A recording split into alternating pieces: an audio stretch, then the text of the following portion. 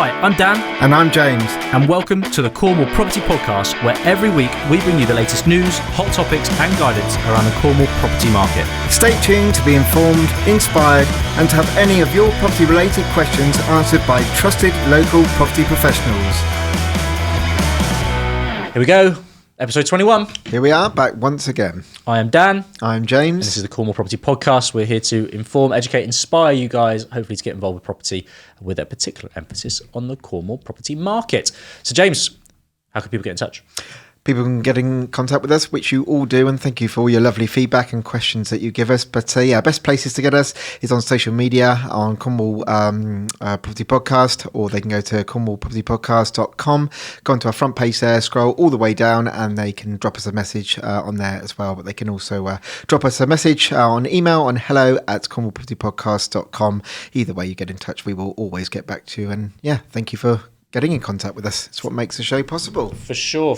And we've had lots of new subscribers and likes and comments. So thank you so much for your support. It really does help. So we come to you weekly with the podcast, and this week is our market update. So this is the podcast where James and I will pick a few property related news articles and topics to share with you guys to keep you informed and to say educated with what's going on in the market nationally and locally.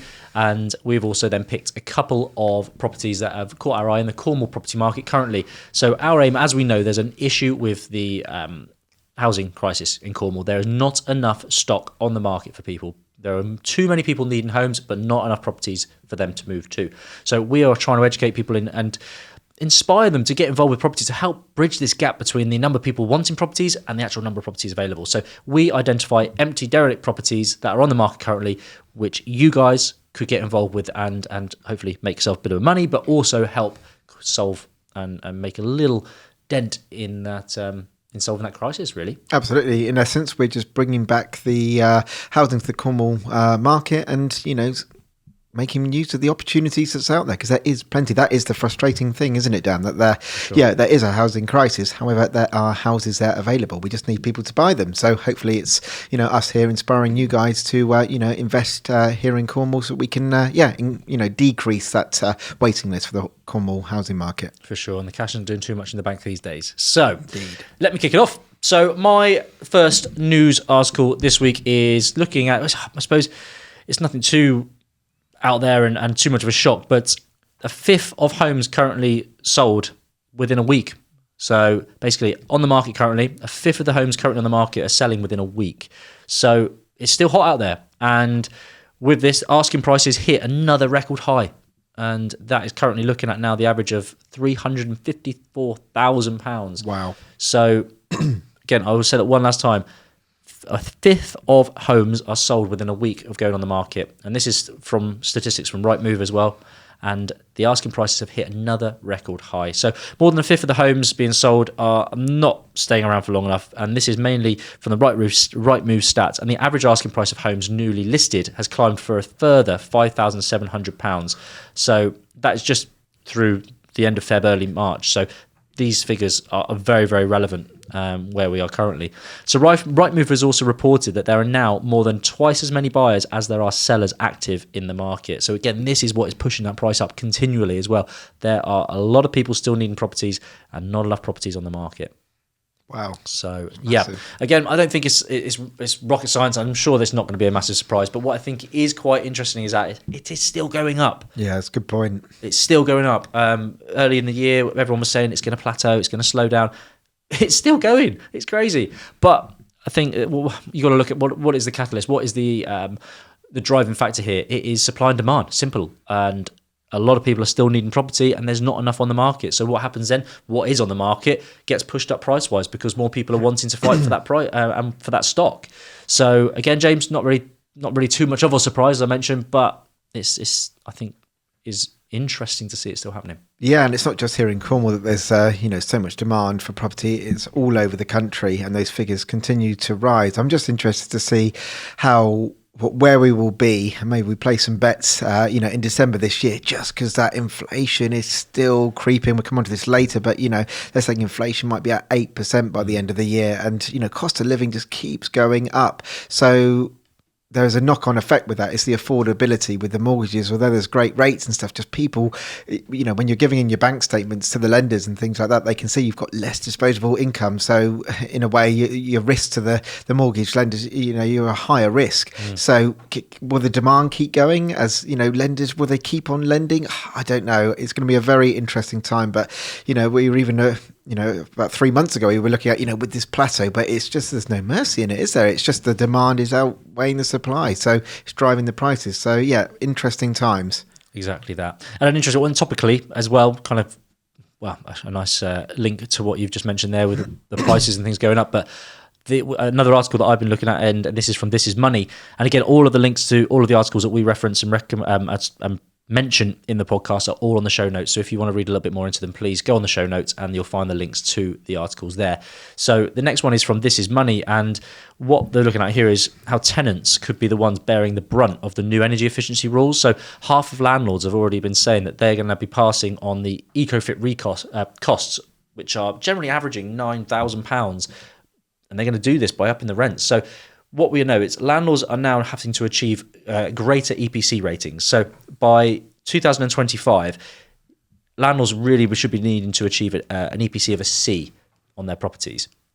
Now, it's not just as easy as just changing the paperwork. You've got to do potentially quite a bit of work, especially on these older properties where you're limited to where you can add the value with regards to EPC and energy efficiency wise. So these older properties are needing to place things like windows, external insulation. It's a very costly measure to get these figures up. And the idea is that by increasing the EPC and the energy performance of a property, it means you're using less energy to maintain the heat or to reheat the property.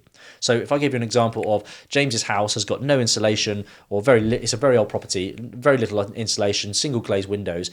When he heats up the property, the heat is going to be lost far quicker than my newer, more energy efficient property. So therefore, James's energy bills are going to be far higher than my energy bills because I'm not having to reheat my home to maintain a temperature as much as James is. So the idea is that by encouraging James and basically penalising James if he doesn't get his property up to the right standards, it's going to mean that James is then going to have to put a lot of money into his property to upgrade the insulation, upgrade the windows, for example, and maybe the heating system too. But you've got to chuck a lot of money at it to get your EPC and energy efficiency up. But the idea is then that you're having less of a demand on the national grid and energy sources, essentially. So the cost of living is going to be lower in that perspective. But there's a lot of cost involved in that. So on average, we're looking at about £9,000 landlords are potentially, and general homeowners are going to have to pay for this sort of works. So who's going to be footing the bill for that? Well, realistically, a lot of the landlords are saying that they're going to have to pass it on to the tenants in terms of increasing the rents. And I feel both sides really. Again, I see for the landlord's sake, well, yeah, they're going to be out of pocket quite considerably there. But I also feel for the tenants as well because, again, discretionary income, disposable income is going to be hammered again because not only their energy bill's going up, but their rent's going to be going up too. So what are your thoughts on that? Yeah, it's again, as we've discussed, with the energy bills. So you've got on one side, as a landlord, we have a duty of care for the tenants. We have, we do take an element of a risk as landlords, with property.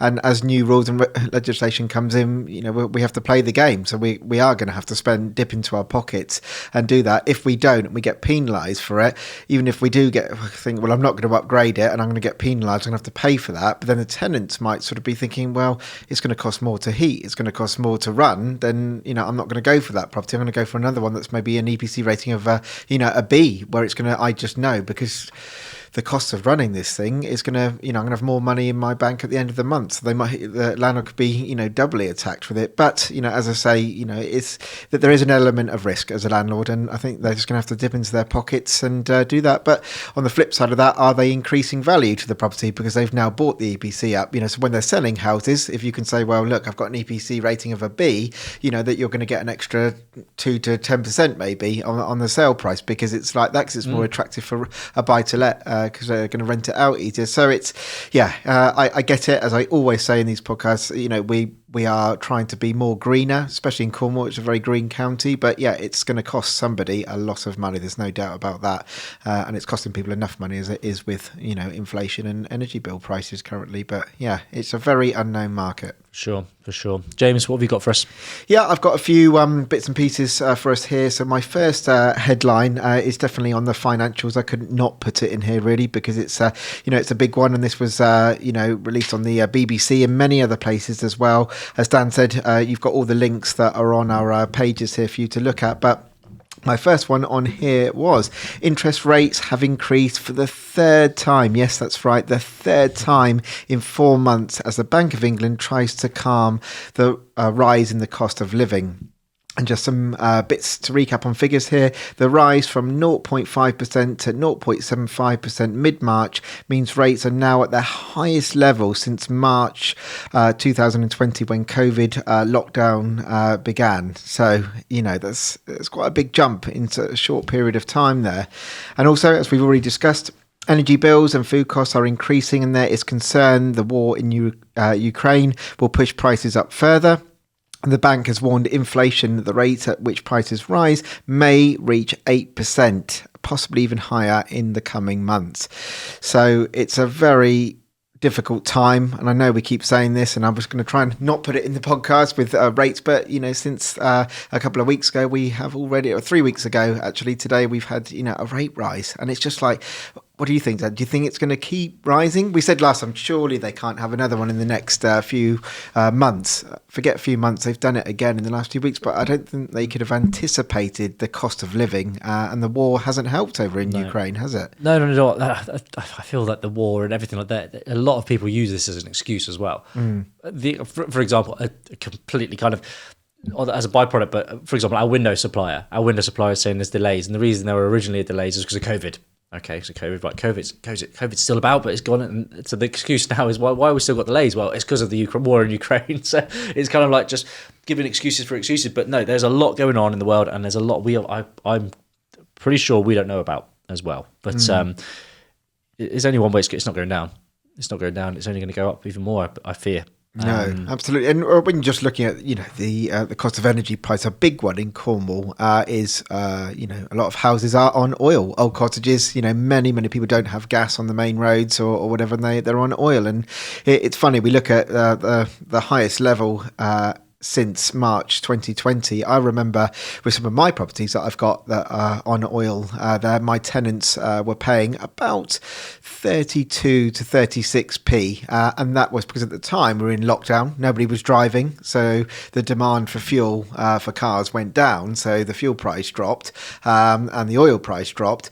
But you've got now where we're looking, in some cases the oil is £1.25 per litre, which is crazy. Tanks were costing £200-300, now they're costing nearly £800 to £1,000, and that's massive for people because their wages haven't gone up, has it? So it's going to be very interesting times ahead, and to see whether that oil price does go down. I don't think it will. What do you think, Dan? Yeah, I agree. No, I can't see it going down. It's hopefully they can cap it where they are, but having spoken to a few energy providers as well, because we've been trying to switch and trying to get better fixed tariffs and things like that, they're predicting another increase in October time. Yeah, and they are preparing people for that. So, yeah, it's going to be interesting to see whether we do hit that 8% figure on inflation, or even more scarily, is it going to top that 8%? But we shall watch this space and give you all the updates as and when they happen. So that's that one.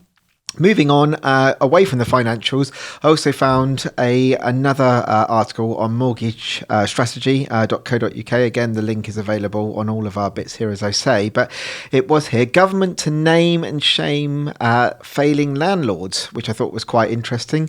The UK government has announced it will name and shame failing social housing providers as it steps up support and standards for social housing tenants, which, in my view, first comments on there, I think is quite a good thing. We're both landlords, aren't we, Dan? And it's often you get a bad name from the rogue landlords that are out there that don't look after people, and they're not really interested in their duty of care for tenants. So I think this is long overdue, in my opinion. Moving on, the reforms set out in social housing white paper aim to regulate landlords and hold them to account for homes and services they deliver. As part of the reforms, any landlords providing substandard housing conditions will be publicly criticised on the government's website and on social media channels. Minister for Social Housing, Eddie Hughes, says everyone in this country deserves to live in a safe and decent home, rightly so.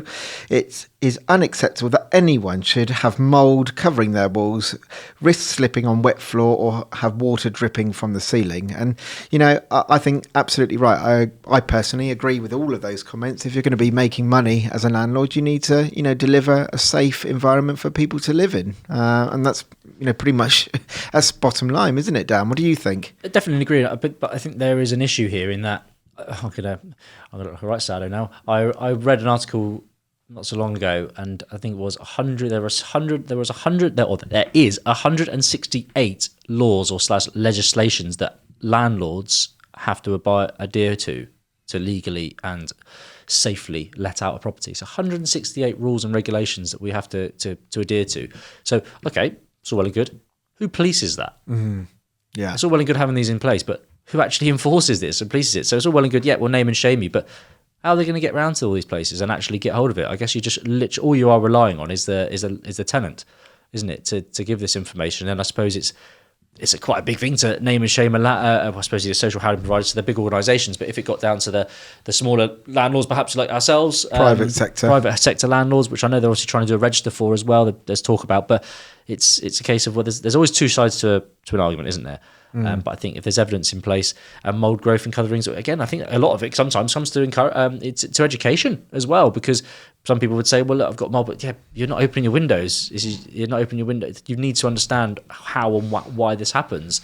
So I think there is definitely two sides to every coin, but I think it's by all means, if they're legitimately poor standard and they're not safe, damn right, tell them about it, because they need to kick up the backside and get this sorted, because it's giving landlords like ourselves a bad name. On the private side of things, we're trying to do everything by the book as best as we possibly can. But the irony is, the ones that aren't following these 168 legislations and rules, but they're still getting away with it. Nothing's happening. No, absolutely. I think there needs to be some form of regulation, but I think you make a very valid point there, Dan. Like, how do they, police that on that scale? I think being realistic, and we always have to be realistic with this type of thing, that they're not going to be able to police it efficiently. But what they could do is, if we break it down into, driving, for example, we all know that everybody once in a while will go over 30 miles an hour in a 30 mile an hour speed limit. I'm not saying I'm recommending doing that, but the reality is you see it every day. People do more than that. Now, they haven't got a police car on every single road in the whole country policing that, but what we do know is that there are police out there, unmarked cars, etc. So there's a bit of a threat that you may get caught.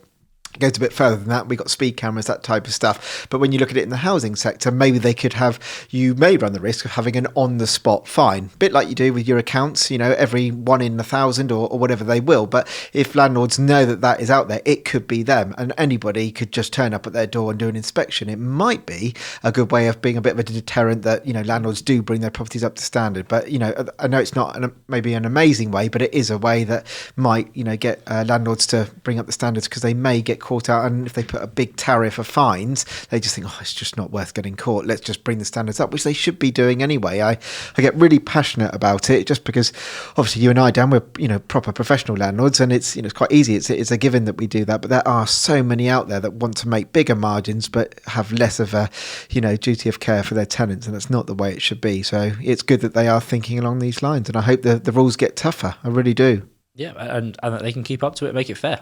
Absolutely. Sure. Well, those are the news articles that we picked up on. So the final part of the show is going to be where we identify 2 properties that we have found on the Cornish market currently. Dan, have found a commercial property, which I think it's currently empty. It's got potential to be turned into a residential property. And then James has got a residential property that he'd like to share too. So again, the links to these properties are on the show notes. So if you want to have a look gander yourselves, you're most welcome. But if you're watching on YouTube, obviously you can have the pleasure of seeing them in real time. So I'm going to now switch over to the commercial property that I have listed. So this is a stunning old former Methodist church. Now, it's in Maxworthy, which is Launceston, and again, it is beautiful. So if you can see on YouTube here, or if you're not, if you're going to look on the link, just float through the images here. You can see it's a beautiful building here. a lot of airy space as well. And we've all seen now, I'm very, very sure that we've seen some beautiful chapel Methodist churches and sort of conversions that can be done. The one that really excites me is just when you look at the sheer volume of space in this. So mezzanine floors could go in. It goes actually over, backs onto a hill as well, so you could get some extra floor space on the lower areas as well. But again, great opportunity, lots of work to be done. You've got some very quiet neighbours. But as I say, guide price, 125,000. It is, as I say, it's very close to Widmouth Bay, which is a beautiful area, especially for the surf and and for holidaying as well. And it's just a lovely, quiet, rural setting, which is as it says here, but not far from location-wise. It's not too far off the beaten track. It could be a lovely little purchase, really. And again, it's just something that could be brought to the residential market. Absolutely. Churches and Methodist churches, all this type of stuff, they do come on quite often in Cornwall. And yeah, definitely you're going to need to spend some money on this. But what I do like about these buildings is that you just get the space, don't you? If you look at the shell and you just see all that sort of dead space in the middle. I mean, obviously once upon a time it, served the purpose, a place of worship. And, now it's for sale. You can definitely get, quite a few rooms in that property. I think, again, my head just goes, I'm seeing more beds for people to stay that are on that waiting list. So yeah, they do pose good opportunity, I feel. Definitely. So this is marketed by Scott Parry Associates, and the details again on the link. So an interesting one here. Methods of sale. The property is offered for sale by informal tender. The highest or any bid not necessarily accepted. So they're just saying, look, you've got to put your bids in, and the closing date for tenders is going to be Wednesday the 4th of May. So if you're interested in having a little look, obviously get yourself a viewing, Scott Parry Associates, and you need to do your numbers and make sure you're in there by the 4th of May. Very nice. And I've got the residential property for this week. This property here is on Parkview in Liskeard. It's being listed by a company called Trowbridges that are also based in Liskeard as well. And this is a good size 3-bed mid-terrace house. It's definitely in need of some renovation, but I wouldn't say it's too extensive. It's got a really good feature there, which is gas central heating. It's got off-road parking, so it's ticking some boxes here, isn't it, Dan? And it's also got a good size rear garden as well. So I definitely think this would be a really good investment. It's not too heavy on the refurb, as I say, and would make a really good family home. Any thoughts that you've got on this one, Dan? Yeah, for sure. Again, it comes excuse me. It comes to a lot of land as well, to be fair. The garden goes on, doesn't it? It'd be interesting to see if I'm just trying to look on the garden pictures now, if there's any next door. No, you can't really see. If any neighbours have done any extensions or anything like that, really has sent precedents on that side of things. But the best thing to do there is either go visit the property yourself, have a little look, or to go on Google Earth, and you can walk the streets locally, and you can actually see there, or just trying to zoom in certain areas on Google Maps on the satellite views. But yeah, you get a good idea, and just if they've others that have added some value there. But no, looks like a nice 3-bed.